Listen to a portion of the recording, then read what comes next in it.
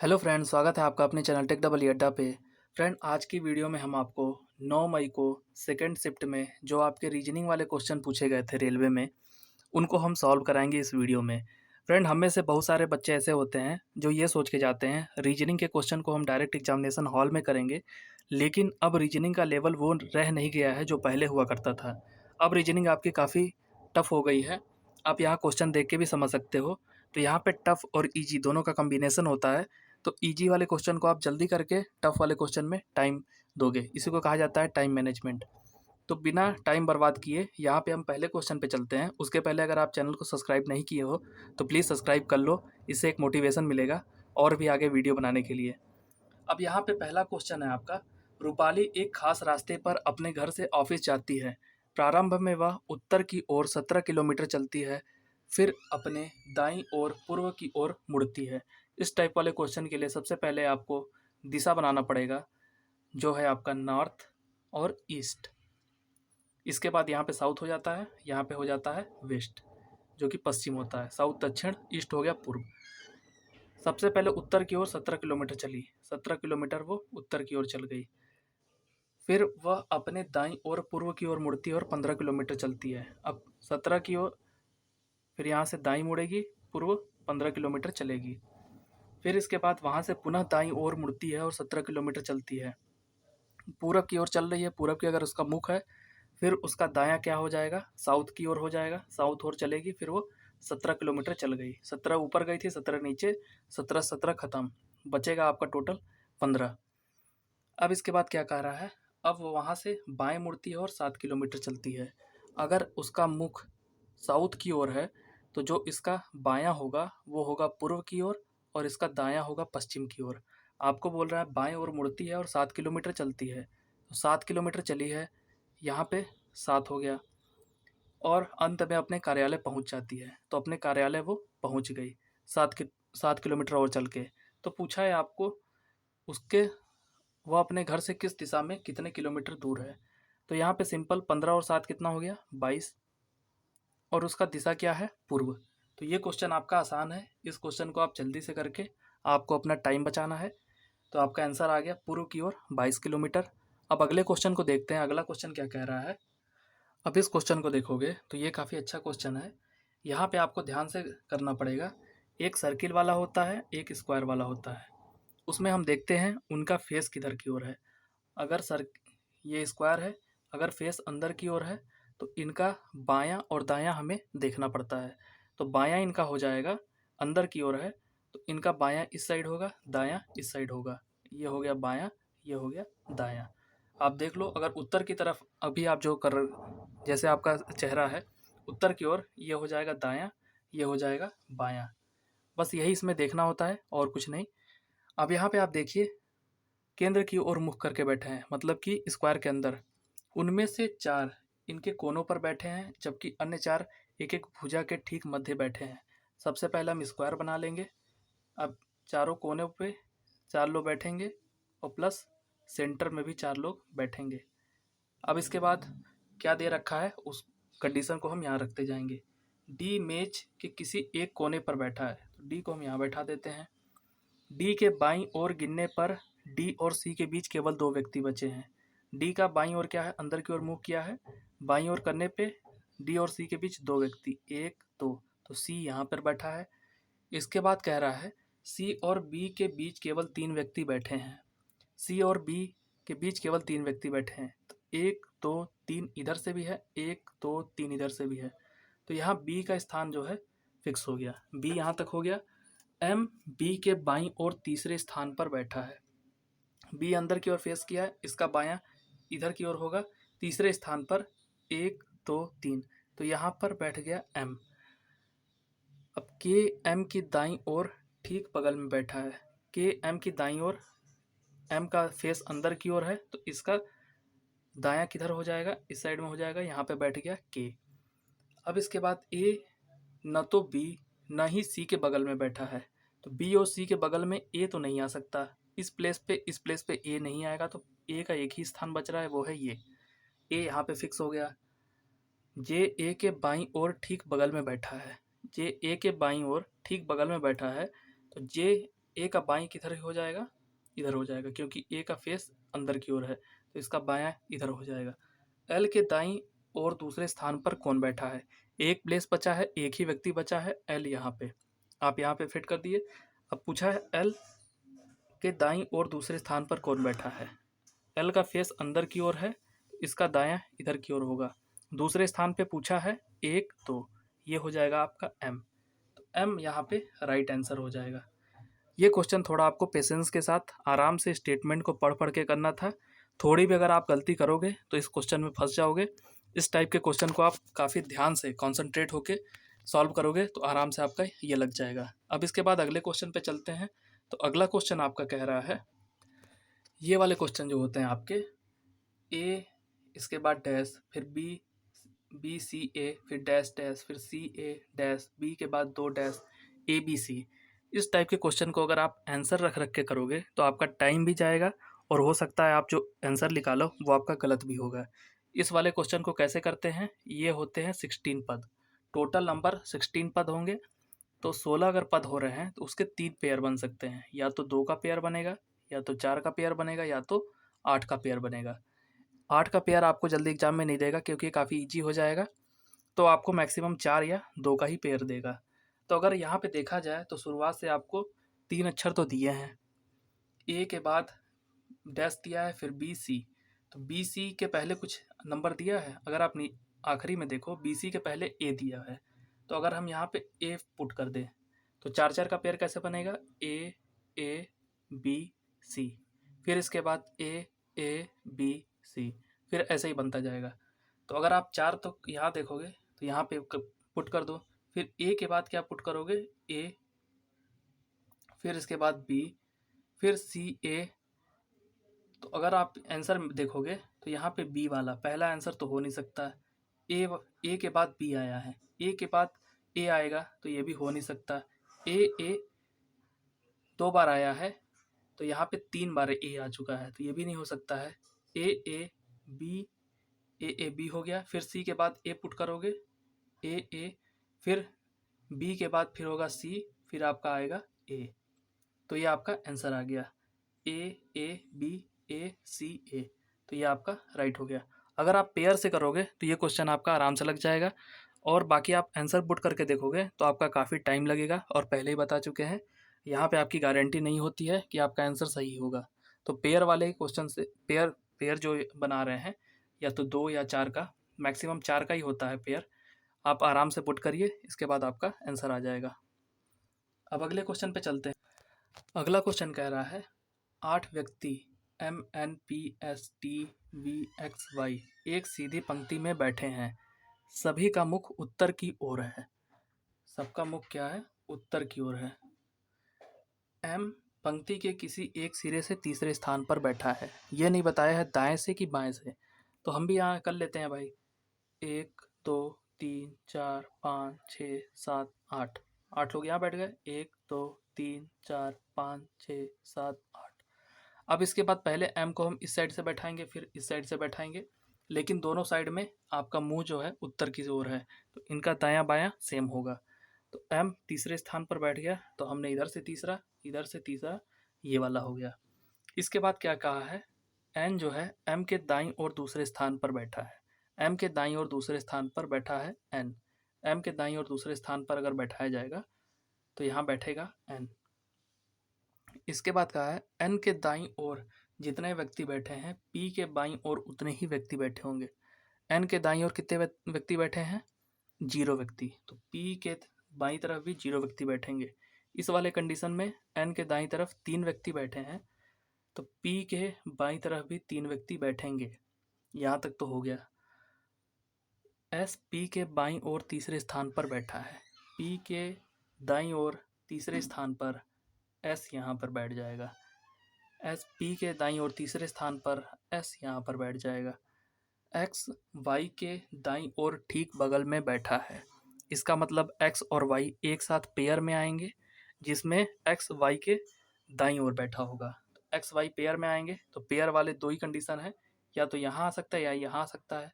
तो यहाँ पे आएगा वाई, उसके दाईं ओर एक्स, यहाँ भी आएगा वाई, उसके दाईं ओर एक्स, ये हो गया, यहाँ पे एक्स वाई को नहीं बैठा सकते हैं क्योंकि ठीक बगल वाला कंडीशन है। इसके बाद कहा है एक्स और वी के बीच केवल एक व्यक्ति बैठे हैं। एक्स और वी के बीच अगर केवल एक ही व्यक्ति बैठा है वो है एस।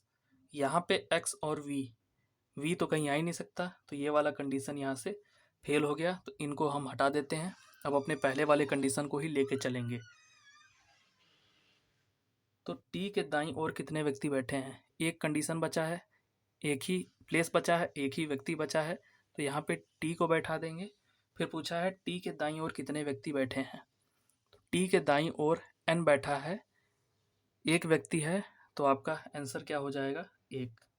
अगर यहाँ पे एन दिया होता तो एन सही होता, नंबर आपको पूछा है एक, दो, तीन में, तो यहाँ पे एक व्यक्ति यहाँ पे बैठ रखा है, तो आपका ऑप्शन नंबर 2 जो है वो राइट हो जाएगा। अब इसके बाद अगले क्वेश्चन पे चलते हैं। देखिए ये भी क्वेश्चन आप स्टेटमेंट पढ़िए, आराम से इसको सॉल्व करते जाइए, आराम से ये हो जाएगा। अगला क्वेश्चन है आपका, ये आपका कथन और निष्कर्ष वाला क्वेश्चन है। इस टाइप के क्वेश्चन कैसे करते हैं, अगर आपको फिगर बनाने आ गया तो ये क्वेश्चन आपका आराम से सॉल्व हो जाएगा। सभी आर्किड फूल हैं, तो यहाँ पे आर्किड हो जाएगा, और सभी क्या है, फूल हैं, तो ये आपका हो जाएगा फूल। इसके बाद कुछ आर्किड सुंदर हैं, तो कुछ आर्किड क्या है, वो है सुंदर।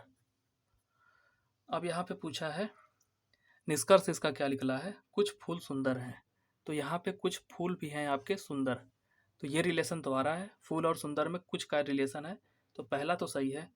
सभी सुंदर फूल हैं, क्या सभी सुंदर फूल हैं, ऐसा तो कहीं दिया ही नहीं है। कुछ का रिलेशन है, लेकिन सभी सुंदर क्या है वो हमें नहीं पता। तो जो नहीं पता होता है उसमें यहाँ पे दिमाग नहीं लगाया जाता, जितना क्वेश्चन में दिया हो उतना ही आपको देखना होता है। तो कुछ का रिलेशन दिया है, कुछ होगा, सभी का नहीं दिया है, तो ये नहीं होगा। तो यहाँ केवल एक निष्कर्ष पालन करता है, तो ऑप्शन 2 इसका राइट होगा। अब इसके बाद अगले क्वेश्चन को देखते हैं। तो अगला क्वेश्चन है आपका, अब ये वाला क्वेश्चन कैसे सॉल्व करते हैं, इसमें आपका जल्दी कोई ट्रिक फॉलो नहीं होगा, यहाँ पे आपको सबकी वैल्यू पुट करके देखना ही पड़ेगा, थोड़ा आप स्मार्ट वर्क कर सकते हो। इसमें आपका कंडीशन दिया है 12 प्लस 8 गुणते 3 बटे 7 बराबर 20। यहाँ पे आपका 2 बार भाग दिया है, तो हो सकता है प्रोबेबिलिटी आपकी भाग वाली बन जाए। यहाँ पे अगर हम भाग को माइनस से इंटरचेंज करते हैं, तो एक बार देखा जाए, अगर यहाँ पे माइनस की जगह भाग लगा देते हैं, 12/4 कितना हो जाएगा, 3 प्लस 8 गुणित 3, और ये हो गया, और 3 माइनस 7, 3 माइनस 7, अगर ये वाली कंडीशन देखेंगे तो 8 तरीके 24, 24 3 कितना हो जाएगा, 27 माइनस 7, ये कितना हो जाएगा, 20। इसी तरह से अगर हम ये भाग और गुणा को देखते, इससे तो आंसर आ गया है, भाग और गुणा से देखते तो भाग यहाँ पे है 3 8 बटे 3 गुणित 7, तो जहाँ भी देखिए 8/3 ये फ्रैक्शन में आता, तो फ्रैक्शन में जल्दी वैल्यू नहीं आती है, तो आप इसको अवॉइड करोगे। जहाँ भी फ्रैक्शन वाला हो गया 8/3, तो आप इस आंसर को पहले ही अवॉइड कर सकते हो। इसी तरह एक एक वैल्यू पुट करके आपको देखना ही पड़ेगा। यहाँ पे जैसे 3/7 हो गया, 3/7, 8 तरीके 24, 24/7, तो ये फ्रैक्शन वाली वैल्यू थी, तो भाग यहाँ पे आपको पहले समझ में आ गया होगा, ये फ्रैक्शन में है, ये डायरेक्ट फ्रैक्शन में आ रहा है, तो फ्रैक्शन वाली चीज़ हमेशा अवॉइड थोड़ी करके आप चलोगे तो आपका लग जाएगा। बाकी यहाँ पे कोई शॉर्टकट नहीं है, आपको वैल्यू पुट करके ही देखना पड़ेगा। आप प्रैक्टिस करोगे तो उससे हो सकता है आप टाइम कम लगाओ। बाकी अब कोई ट्रिक नहीं है, तो उसमें हम ज़बरदस्ती अपना ज्ञान नहीं दे सकते हैं। अब इसके बाद अगला क्वेश्चन देखें। अगला क्वेश्चन कह रहा है, रोशनी को ठीक से याद है कि श्रेष्ठा की वर्षगांठ गुरुवार से पहले किंतु सोमवार के बाद है। सोमवार के बाद कौन कौन सा दिन आता है, एक तो आता है आपका मंगलवार, दूसरा आएगा बुधवार। और कल्याण को ठीक से याद है कि श्रेष्ठा की वर्षगांठ मंगलवार के बाद है। मंगलवार के बाद क्या पड़ेगा, वेडनेसडे, किंतु शुक्रवार के पहले मतलब कि बृहस्पतिवार। तो श्रेष्ठा की वर्षगांठ निम्नलिखित में से किस दिन पे है। तो देखिए आपका मंगलवार को तो हो नहीं सकता, और थर्सडे को हो नहीं सकता, मतलब कि गुरुवार को हो नहीं सकता। आप सीधे देखिए दोनों में कॉमन क्या आ रहा है, बुधवार। बुधवार जो दोनों में कॉमन होगा वही आपका आंसर हो जाएगा, बिना किसी दिमाग लगाए। आप डायरेक्ट यहाँ पे बुधवार टिक कर सकते हो, या आप मैच भी कर सकते हो, क्योंकि मंगलवार के बाद यहाँ पे दे रखा है तो मंगलवार को होगा नहीं, और यहाँ दिया है गुरुवार से पहले तो गुरुवार को होगा नहीं, तो बुधवार बुधवार दोनों मैच कर गया, तो आंसर जो हो जाएगा आपका बुधवार हो जाएगा। ये जितने भी क्वेश्चन हैं इनको आप प्रॉपर एक बार पेन से लिख लोगे तो आपके लिए ज़्यादा इजी होगा। दिमाग से सोचोगे तो हो सकता है आप थोड़ा गलती भी हो जाए। जो स्टेटमेंट दिया है उसी हिसाब से आप उसको राइट कर लो। इसके बाद जो उसका निष्कर्ष हो वहाँ से अगर आप लॉजिक कुछ लगाइए, यहाँ से जो आपका निष्कर्ष आएगा वो आपका राइट आएगा। अगला क्वेश्चन देखा जाए। अगला क्वेश्चन ये वाला कह रहा है, एक कमरे में 4 व्यक्ति बैठे हैं, 4 लोग बैठे हैं। जब कोई प्रश्न पूछा जाता है तो उनमें से प्रत्येक व्यक्ति 2 उत्तर देता है। आप किसी आदमी से एक क्वेश्चन पूछोगे तो वो उसका 2 उत्तर देगा। उन चारों में से केवल 2 व्यक्ति ही एक सही उत्तर देते हैं और एक गलत उत्तर देते हैं। तो जो 4 लोग हैं उनमें से 2 लोग ऐसे महान हैं जो कि एक उत्तर सही देंगे और एक उत्तर गलत देंगे, जबकि अन्य 2 व्यक्ति दोनों उत्तर गलत देंगे। दोनों तो और वेले हैं, वो दोनों उत्तर गलत ही देंगे। आज के दिन, तो यहाँ तक स्टेटमेंट आपको समझ में आ गया। 4 लोग कमरे में बैठे हैं, उन चारों से एक ही क्वेश्चन पूछा जाता है, तो 2 तो उसका उत्तर देंगे लेकिन उनमें से एक सही होगा और बाकी दोनों गलत होगा। 2 तो ऐसे हैं जो दोनों उत्तर गलत देंगे। अब इसके बाद आज के दिन के बारे में पूछा गया, तो पहला व्यक्ति कहता है आज बुधवार या रविवार है, या तो बुधवार है या तो रविवार है। तो पहला बुधवार और दूसरा बोला है उसने रविवार है। और सेकंड वाला क्या कह रहा है, यदि व्यक्ति 2 से कहा जाता है तो वो बोलता है आज है सोमवार या है शनिवार। और तीसरा व्यक्ति कहता है आज मंगलवार या शुक्रवार है। थर्ड वाला व्यक्ति कहता है आज या तो मंगलवार है या तो है शुक्रवार। और व्यक्ति 4 क्या कहता है, आज गुरुवार है या बुधवार है। तो व्यक्ति 4 जो कह रहा है आज या तो गुरुवार है या तो है बुधवार। तो आज कौन सा दिन है, तो आपको पहले ही दिया है 2 व्यक्ति पूरे झूठे हैं और 2 व्यक्ति में एक आंसर सही देता है और एक गलत देता है। इनमें कॉमन देखेंगे तो कॉमन अगर आप देखोगे तो दोनों में बुधवार बुधवार कॉमन आ रहा है, बुधवार बुधवार कॉमन आ रहा है। तो एक पहले दिया है, अगर एक सही दे दिया है तो दूसरा जवाब वो गलत देगा। ये भी एक सही दे दिया है तो दूसरा जवाब जो है इसका गलत होगा। तो इसका संडे भी गलत होगा, इसका ट्यूसडे भी गलत होगा। बाकी जो 2 बच गए ये महान पुरुष दोनों जवाब गलत देते हैं, तो इनको तो हटा ही दीजिए। बाकी दोनों में कॉमन क्या आया है, बुधवार। तो यहाँ पे आपका आंसर क्या है, आज का दिन कौन सा है, वो है बुधवार। बस आपको इतना ही करना था इसमें। आप आराम से स्टेटमेंट को लिखिए, थोड़ा देर उस पर टाइम दीजिए, आराम से आपका आंसर राइट हो जाएगा। आपका ये बुधवार हो जाएगा। तो आप यहाँ से देख सकते हो रीजनिंग की आपको प्रैक्टिस करनी काफ़ी इम्पॉर्टेंट हो गया है। अगला क्वेश्चन आपसे कह रहा है, वर्णमाला में आपका कोडिंग डिकोडिंग वाला है। आर के बाद क्या आ रहा है, आई। आर का नंबर होता है 18, आई का नंबर होता है 9, ये हो गया 27। मतलब कि ठीक उल्टा वाला पद है। उल्टे वाले पद को आपको नंबर भी याद करने की ज़रूरत नहीं है, इसको हम आपको एक बार ट्रिक बता देते हैं। आप यहाँ से लिखोगे ए से लेके एम तक लिखोगे, एम के बाद फिर एन लिखोगे, एन से लेके जेड तक। ये वैल्यू आपकी ठीक उल्टी वाली आ जाएगी। एम का उल्टा एन होगा, ए का उल्टा जेड होगा, इसी तरह से बी का उल्टा क्या होता है, Y. A B C D E F G H I J K L M. फिर इसके बाद M N O P Q, इसी तरह आप यहाँ पे लिख लोगे। टोटल हम आपको बता दिए हैं, ए से लेके एम तक पूरा लिखिए, फिर एन से लेके जेड तक लिखिए। ठीक जो इसके नीचे आएगा वो उल्टा वाला टर्म हो जाता है। इसी तरह अगर आप देखोगे इसमें, तो यहाँ पे के का उल्टा क्या होता है, पी होगा। ई का उल्टा क्या हो जाएगा, ई 5 होता है, 27 में से 5 घटाओगे तो आपका यहाँ पे वी आएगा। वाई क्या होता है, वाई का उल्टा तो अभी आपको बता चुके हैं, बी होगा। तो ये वाला क्वेश्चन आपका यहाँ से आराम से हो जाएगा। जहाँ भी उल्टा करना हो ए से एम तक लिखिए, फिर उसके एम के नीचे लिखिए एन, एन से लेके जेड तक पूरा आप लिख दीजिए, ठीक उसका उल्टा हो जाएगा। तो ये क्वेश्चन तो आप कर लोगे आराम से, इसमें कोई दिक्कत नहीं है। तो इस पर ज़्यादा टाइम बर्बाद करने से कोई मतलब नहीं है। अब अगले क्वेश्चन पे चलते हैं। अगला क्वेश्चन आपसे कह रहा है, यदि हम पेंसिल को पेन कहते हैं, पेंसिल को आप क्या कहते हो? पेन कहा जाता है। पेन को कहा जाता है छाता, और छाता को क्या कहा जाता है? पुस्तक, और पुस्तक को कहा जाता है रूल, और रूल को कहा जाता है कंप्यूटर। तो हमें वर्षा से बचने के लिए किसका उपयोग कर सकते हैं? वर्षा से बचोगे तो आपको क्या चाहिए? छाता चाहिए। छाता को क्या आप यहाँ पे कह रहे हो? छाता को आप कह रहे हो पुस्तक। सीधा आपका आंसर आ गया, यहाँ पे हो गया पुस्तक, आपका राइट हो जाएगा। अगर आप थोड़ा भी यहाँ पे दिमाग लगा दिए, पेन को छाता कहा जाता है तो हम छाता को पेन कहेंगे, फिर पेन को कहा जाता है पेंसिल, तो आप लिख दोगे पेंसिल। तो आपको यहाँ ज़्यादा दिमाग नहीं लगाना है। छाता को सिंपली क्या कहा गया है? पुस्तक। और आपको पूछा है छाता ही, आप बारिश में बचने के लिए क्या करोगे? छाता का उपयोग करोगे, तो छाता को आप क्या कहोगे? पुस्तक। सिंपली आपका पुस्तक आंसर हो जाएगा। इसके बाद अगले क्वेश्चन पे चलते हैं। अगला क्वेश्चन क्या है?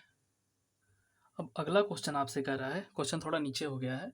एक जनरल स्टोर में 5 उत्पाद हैं, ए बी सी डी और ई के मूल्य अलग अलग हैं। ए सी से सस्ता है किंतु बी से महंगा है। तो आप सीधे यहाँ पे ए जो है आपका किससे है? सी से सस्ता है। सी से सस्ता है किंतु बी से महंगा है, तो बी से महंगा हो गया। अब इसके बाद कह रहा है ई सी से सस्ता है। ई जो है सी से सस्ता है, मतलब कि ई सी से महंगा है। ई का मान सी से ज़्यादा है, किंतु डी से सस्ता है, मतलब कि डी ई से भी महंगा है। तो कौन सा उत्पाद सबसे सस्ता हुआ? सबसे सस्ता कौन सा हो गया? बी। आपका आंसर आ गया यहाँ पे। अब आप आंसर को टिक कर दीजिए, तो यहाँ पे आपका राइट हो जाएगा। ऑप्शन नंबर 4 ये हो जाएगा, बी सबसे सस्ता है। सिंपली आपको ये वाले और इसका अच्छे से यूज करने आ गया, आप इस टाइप के क्वेश्चन को कर लोगे। जो भी महंगा सस्ता होगा उसको आप डायरेक्ट बढ़ते क्रम या घटते क्रम में लगाओगे, डायरेक्ट आपका आ जाएगा। अब इसके बाद अगला क्वेश्चन देखते हैं। तो अगला क्वेश्चन है आपको यहाँ पे दिया हुआ है, दिए गए संख्या युग में से प्रत्येक में से दूसरी संख्या पहली संख्या पर एक निश्चित गणित 3 संख्याओं का युग्म एक समान पैटर्न पर पालन करता है। तो सिंपल सी बात है, 3 एक समान होंगे, बाकी जो डिफरेंट है उसको आपको फाइंड करना है। अगर हम 729 को देखेंगे, तो अगर आपको क्यूब याद होगा, तो 9 का स्क्वायर कितना होता है? 81, और फिर इसमें 9 का गुणा करोगे तो आपका लास्ट में 9 होगा। अगर आपको नहीं भी याद है तो भी आप यहाँ से थोड़ा अपना दिमाग लगा सकते हो। स्क्वायर तो आपको याद ही होगा।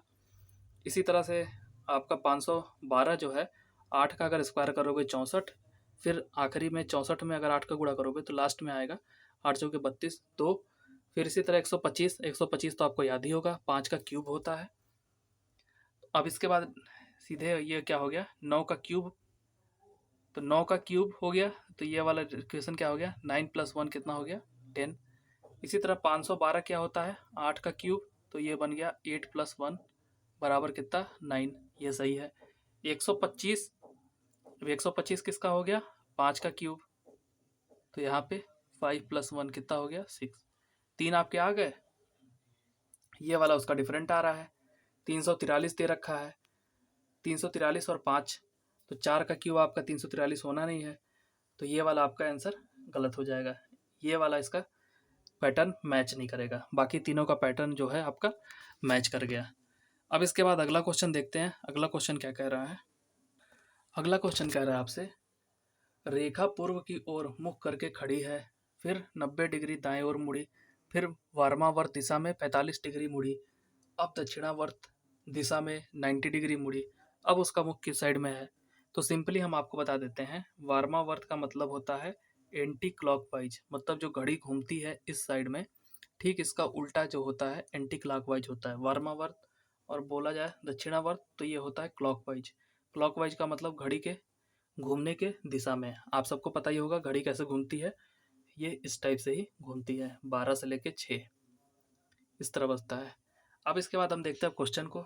रेखा पूर्व की ओर मुख करके खड़ी है, पूरब है, ये हो गया पूर्व, इधर की ओर मुख की है, फिर वो 90 डिग्री दाएं की ओर मुड़ती है, तो दायां इसका क्या हो जाएगा? पूर्व की ओर मुख खड़ी रहेगी तो दायां नीचे ओर हो जाएगा। तो 90 डिग्री पे मुड़ेगी, तो यहाँ से 90 डिग्री मुड़ी तो ये पहुँच गई दक्षिण में। फिर इसके बाद उसने क्या कहा है? 45 वार्मावर्त दिशा में 45 डिग्री मुड़ी, यहाँ से 45 डिग्री वार्मावर्त, तो यहाँ पे ये पहुँच गई 45, एंटी क्लॉकवाइज 45 डिग्री मुड़ी। फिर इसके बाद कहा गया है वह दक्षिणावर्त दिशा में 90 डिग्री मुड़ी। फिर वहाँ से ये दक्षिणावर्त 90 डिग्री मुड़ रही है, तो यहाँ से यहाँ तक का कितना हो जाएगा 90 डिग्री दक्षिणावर्त दिशा में, मतलब क्लॉकवाइज घूमी है। अब वो बस पूछा है उसका मुख किस दिशा में है, दक्षिण हो गया, ये हो गया पश्चिम, तो दक्षिण पश्चिम दिशा में उसका मुख है। तो ये क्वेश्चन आप आराम से कर लोगे, इसमें तो कुछ था ही नहीं। अगला क्वेश्चन देखें, तो अगला क्वेश्चन आपका कह रहा है, अगला क्वेश्चन कह दिया, इस बार भाई बुधवार से काफ़ी प्यार हो गया था टीसीएस को, सब में बुधवार बुधवार बुधवार आ रहा है। रोशनी को ठीक से याद है कि श्रेष्ठा की वर्षगांठ गुरुवार से पहले है किंतु सोमवार के बाद है। ये क्वेश्चन तो हो चुका है भाई, ये दोबारा रिपीट कर रहा है, तो इसको स्किप करते हैं, ये क्वेश्चन ऑलरेडी हम कर चुके हैं। अगला क्वेश्चन भी है आपका कोडिंग डिकोडिंग वाला, यहाँ पे दिया है JOE, इसका आ रहा है GLB। तो यहाँ पे आप देख सकते हो J का होता है स्थान 10, G का स्थान होता है 7। अगर आपको नहीं भी आता स्थान तो ABCD करके आप वहाँ पे 1 2 3 4 नंबरिंग कर सकते हो, और जिसको याद है उसके लिए सबसे अच्छी बात है। तो इन दोनों के बीच का डिफरेंस कितना हो गया 3। इसी तरह से O और L, O का आपका होता है 15, L होता है 12 पे, इसके बीच का डिफरेंस आ रहा है 3। और E का होता है 5, B का होता है 2, इसके बीच का डिफरेंस आ रहा है 3। तो सिंपली यहाँ पे 3 3 का डिफरेंस आ रहा है, तो 3 पहले वाला जाएगा। जैसे 7, जैसे आपका 10 दिया था, 10 के 3 पहले क्या है 7, 3 पहले जाना है। उसी तरह से O दिया है 15, 15 के 3 पहले 12। तो इसी तरह सब क्वेश्चन को करेंगे। P है, P को आप क्या लिखते हो OP, कितना हो गया P का हो गया 16, 16 माइनस 3 कितना हो जाएगा 13, 13 पे क्या होता है आपका M।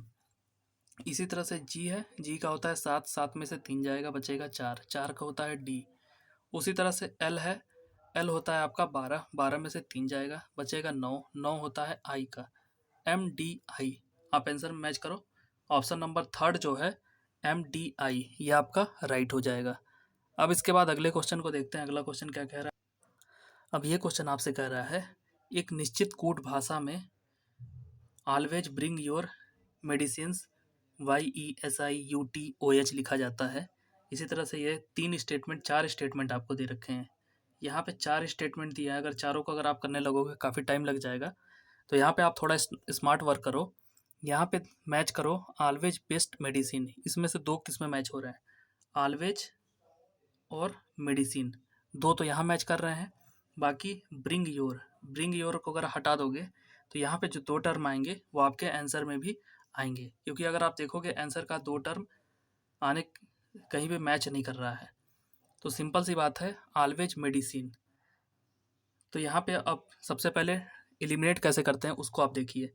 यहाँ पे ब्रिंग है, तो ब्रिंग किस में है, पहले वाले में है और दूसरे वाले में है, पहले वाले दूसरे वाले में ब्रिंग है। तो पहले और दूसरे में कौन कौन सा टर्म है, YE दोनों में कॉमन है, तो YE खत्म हो गया ब्रिंग से, तो ब्रिंग वाला आपका एलिमिनेट हो गया। अब इसके बाद योर देखोगे तो योर आपका 3 जगह पे है, एक तो इसमें भी है और एक इसमें भी है और एक इसमें भी है, तो तीनों में कॉमन देखना पड़ेगा। योर को देखोगे अगर तीनों में, तो पहले वाले में SIUTOH है, दूसरे में UT है, तीसरे वाले में भी UT है, तो UT और UT खत्म हो गया। तो आपका जो भी आंसर आएगा ऑलवेज मेडिसिन, 2 टर्म बचे हैं, दोनों का कोड दे रखा है SI और OH। आप पूरा करोगे तो भी आपका आ जाएगा, लेकिन टाइम कैसे बचाते हैं वो हम आपको यहाँ पे बता रहे हैं।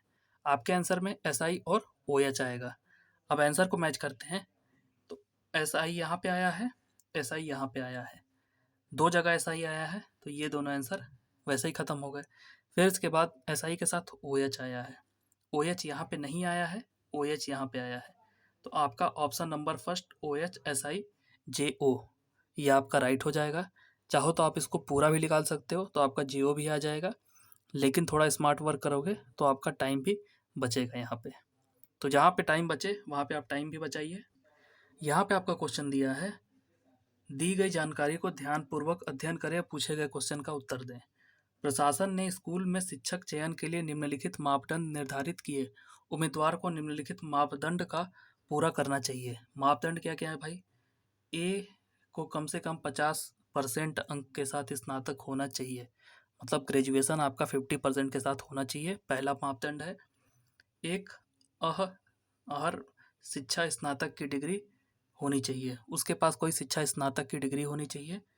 1 जुलाई 2021 को उसकी आयु 21 वर्ष से कम और 32 वर्ष से अधिक नहीं होनी चाहिए, मतलब कि मिनिमम एज है उसका 21 और मैक्सिमम एज है 32 ईयर। अब यहाँ पे ऑप्शन जो डी दिया हुआ है, शिक्षा में परास्नातक उम्मीदवार के लिए स्कूल बोर्ड के ऊपरी आयु में छूट दी जाएगी। तो जो परास्नातक किया होगा उसको ऊपरी आयु में छूट दी जाएगी। अब कितनी वर्ष दी जाएगी वो आपको यहाँ पे दिमाग नहीं लगाना है, आपको जितना स्टेटमेंट में दिया है सिर्फ और सिर्फ उतना ही पढ़ना है, उससे ज़्यादा आपको कुछ भी दिमाग नहीं लगाना है। राहुल वर्मा एक प्रतिष्ठित स्कूल में पढ़ा रहे हैं, अच्छी बात है। पढ़ाने का कंडीशन यहाँ पे कोई नहीं दिया है, इसको हम कुछ छेड़छाड़ नहीं करेंगे। वह प्रथम श्रेणी में स्नातक है। प्रथम श्रेणी में स्नातक है मतलब कि ऑप्शन ए कम से कम 50% अंक लिया है, ऑप्शन एक फुलफिल हो गया। वह 23 वर्ष के थे जब उन्होंने पिछले स्कूल में शिक्षक के रूप में नौकरी शुरू कर दी थी। 23 वर्ष के जब वो थे तब उन्होंने नौकरी शुरू की है। अब उनकी एज क्या है ये तो इस क्वेश्चन में बताया ही नहीं गया है, लेकिन जो आप सी कंडीशन देखोगे, सी में कहा है 21 से 32 साल ही आपकी एज होनी चाहिए, और यहाँ दिया है 23 वर्ष से वो नौकरी कर रहे हैं, 23 वर्ष के जब थे तो। अब उसके बाद अब उनकी एज क्या है वो नहीं दिया है, तो आपका कंडीशन सीधा यहीं पे फेल हो गया, आपको दिमाग बिल्कुल नहीं लगाना है। तो यहाँ से कंडीशन आपका फेल हो गया। उन्होंने बीएड भी कर लिया है, लेकिन इस वाले कंडीशन को वो फुलफिल नहीं कर रहे हैं, एज वाले कंडीशन को फुलफिल नहीं कर रहे हैं। तो ये आपका दिए गए आंकड़े निर्णय लेने के लिए पर्याप्त नहीं है। जब तक उनका एज नहीं पता चलेगा हम उनको एडमिशन या उस पद पे नियुक्त नहीं कर सकते। यहाँ पे साफ साफ लिखा है दिए गए आंकड़े निर्णय लेने के लिए पर्याप्त नहीं है। यहाँ पे जितना कहा गया सिर्फ सिर्फ उतना ही दिमाग लगाइए, तब इस टाइप के क्वेश्चन को आप सही से सॉल्व कर पाओगे। आशा करते हैं आपको ये समझ में आ गया होगा। अब इसके बाद अगला क्वेश्चन देखते हैं रीजनिंग का। अगला क्वेश्चन आपका कह रहा है 6 सहपाठी हैं TUVWXY में से प्रत्येक ने एक प्रवेश परीक्षा में अलग अलग अंक प्राप्त किए हैं। V ने केवल T और X से अधिक अंक प्राप्त किए हैं। V जो है वो छः लोग हैं ना, तो 6 को बना लो पहले यहाँ पे, 2 3 4 5 6। V ने केवल T और X से अधिक अंक प्राप्त किए हैं। अगर हम अधिक वाले को यहाँ से देखें, ये सबसे अधिक वाले हैं और ये सबसे कम वाले हैं, इस साइड से इस साइड में जाएंगे अधिक और कम। तो V ने T और X से अधिक अंक प्राप्त किए हैं, तो V यहाँ पे हो जाएगा, यहाँ पे हो जाएगा। T और X का हमको स्थान नहीं पता है, T यहाँ भी आ सकता है, यहाँ भी आ सकता है, X यहाँ भी आ सकता है, यहाँ भी आ सकता है, तो हमें स्थान नहीं पता है। तो W ने केवल U से कम अंक प्राप्त किए हैं। W ने केवल U से कम अंक प्राप्त किए हैं, W का भी कोई रिलेशन नहीं दिया है, तो सिंपल W को आप यहाँ पे लिख लो। W का जो अंक है वो है U से कम, U से कम है, V से नहीं कम है भाई, थोड़ा इसको कर लिया जाए, U से कम है। X ने सबसे कम अंक प्राप्त नहीं किए हैं, X सबसे कम अंक प्राप्त नहीं किया है, तो X यहाँ पे आ गया। ठीक, तीसरे अधिकतम अंक प्राप्त करने वाले ने 91 अंक प्राप्त किया है।